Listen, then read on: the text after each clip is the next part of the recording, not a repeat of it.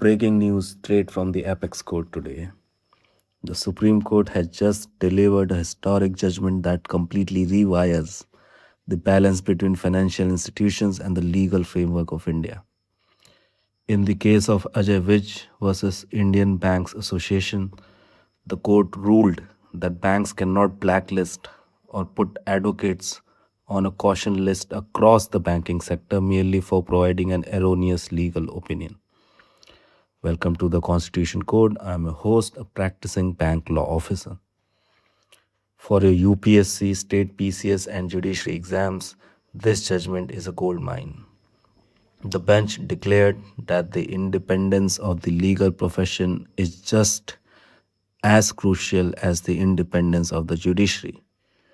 It forms the absolute foundation of the rule of law and democracy in our country. अब regulatory twist देखिए.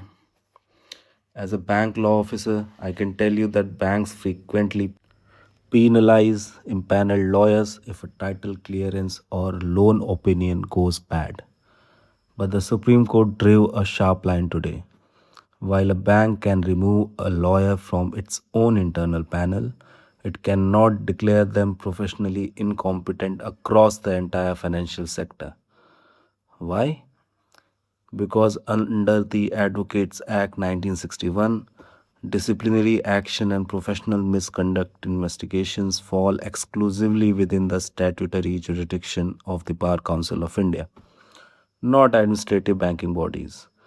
To ensure standards, the court has actually directed the BCI to establish a national legal academy for continuing legal education of advocates.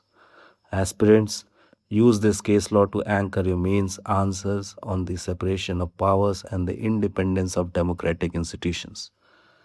We are dropping one real time, high yield legal breakthrough like this every single night. Hit that subscribe button to join the Constitution Code. Stop reading outdated books and let's decode the system together. See you tomorrow.